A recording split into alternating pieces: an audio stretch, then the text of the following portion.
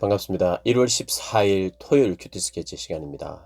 오늘 본문은 빌립보서 2장 12절부터 18절까지의 말씀입니다. 오늘 본문은 이렇게 시작합니다. 그러므로 나의 사랑하는 자들아, 너희가 나 있을 때뿐 아니라 더욱 지금 나 없을 때에도 항상 복종하여 두렵고 떨림으로 너희 구원을 이루라. 너희 안에서 행하시는 이는 하나님이시니 자기의 기쁘신 뜻을 위하여 너희에게 소원을 두고 행하게 하시나니 모든 일을 원망과 시비가 없이 하라. 오늘 본문은 하나님의 자녀로서의 삶이 어떠해야 되는지 세 가지로 이야기를 하고 있습니다. 첫 번째가 금방 읽었던 내용인데요. 순종하는 삶을 살아라. 항상 복종하라.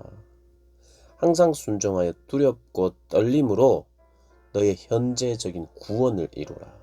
구원은 이미 받은 것입니다. 그리고 앞으로 받을 것입니다. 그리고 현재의 구원을 이루어가고 받아가는 것입니다. 왜 구원을 그렇게 설명하느냐? 성경이 그렇게 설명하기 때문입니다.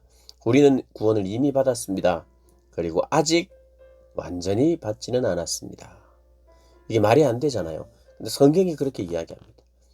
이미 받았고 앞으로 받을 것이다.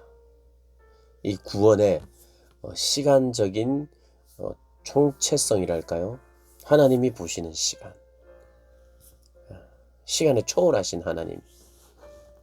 또 우리가 그 시간을 바라볼 때에 이미 받은 구원에 대한 확신을 가지면서도 동시에 완전한 구원은 주님이 이 땅에 오심으로 말미암아 우리가 새로운 몸을 입고 부활함을 통해서 얻게 되는 것이며, 그래서 이 땅을 살아가는 동안도 구원을 이루어 가는데 우리가 구원받은 백성으로서 하나님의 자녀로서의 계속해서 변화되는 삶, 성화로의 삶이 바로 또 구원의 모습이죠. 두렵고 떨리는 마음으로 너의 구원을 이루라. 순종하는 삶을 살라고 말씀하십니다. 그런데 13절을 보면 하나님이 너희 안에서 행하신다. 하나님이 너희 안에서 행하시는데 우리에게 소원을 주신다는 거예요. 자, 우리가 소원을 가지는 거 필요합니다. 그런데 그 소원이 내가 스스로 가지는 소원이 되면 안 되고 하나님이 주시는 소원이어야 하죠.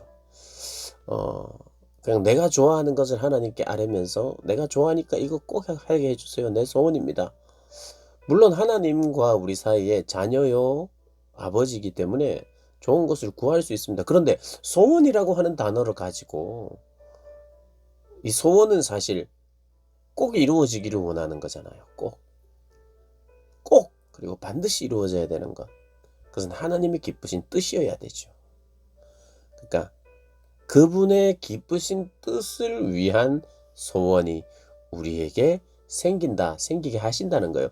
그러니까 하나님 앞에 하나님 저도 소원을 가지고 무언가를 이루고자 하는 그런 열망이 있었으면 좋겠습니다 라고만 바라보거나 기도하거나 준비해서는 안 되고 하나님이 기뻐하시는, 그러니까 하나님이 무엇을 좋아하시는지 성경에 말하고 있거든요. 그 성경을 계속해서 보고 묵상하고 읽어나가다가 하나님이 기쁘신 뜻에 대한 간절함이 생기고 뜨거움이 생기는 것이, 그게 바로 하나님이 주시는 소원이죠. 하나님 그런 식으로 일하신다는 거예요. 그러니 하나님의 뜻을 자꾸 살피는 삶 우리가 살아야겠죠. 그리고 모든 일을 원망과 시비 없이 하래요. 원망과 시비 없이 다투면서 싸움을 하지 말고. 그리고 이제 두 번째 삶은 빛으로 살아가는 삶입니다. 빛으로 살아가는 삶. 너희가 흠이 없고 순전하여 어그러지고 거스르는 세대 가운데서 하나님의 흠없는 자녀로 세상에서 그들 가운데 빛들로 나타내며, 흠없이 빛으로 살아가는 삶이라는 것이 흠없이 살아가는 걸 말합니다. 순종하며 또 이 모든 세대 가운데 하나님의 흠없는 자녀로 살아가는, 빛으로 살아가는, 빛을 따라가는.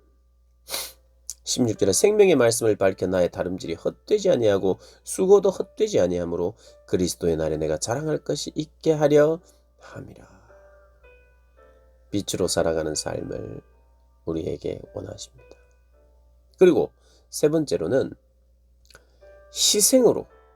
희생을 통한 기쁨의 삶. 우리가 기쁜 삶을 살기를 원하시고 또 항상 기뻐하라 이렇게 말씀하시잖아요.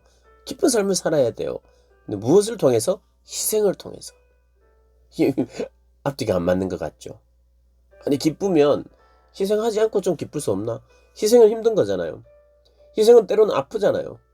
근데 아픔이 있는 기쁨이라고 우리가 생각할 수 있는데 이 말씀을 읽어드리면 여러분 깨닫게 될 것입니다. 만일 너희 믿음의 재물과 섬김 위에 내가 나를 전제로 드릴지라도 나는 기뻐하고 너희 믿음의 재물과 섬김 위에 내가 나를 전제로 내 몸을 드릴지라도 희생할지라도 나는 기뻐하고. 여러분 이 기쁨은요 마치 내 목숨을 내놓는 거에 대한 기쁨을 말하는 거예요. 목숨을 내놓는 것 자체가 기쁘다. 내 목숨을 내놓음으로 말미암아 다른 사람들이 살 때 예수님이 그분의 목숨을 주실 때에 너무 귀한 것이고 소중한 것이고 또 아프지만 그러나 기쁨으로 내어주시는 거예요. 기꺼이 내주신다는 말이죠.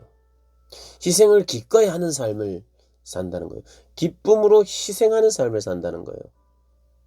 희생을 통하여 기뻐하는 삶. 주님이 기쁨으로 십자가를 질 수 있었듯이 우리도 그것을 가능케 하시는 하나님.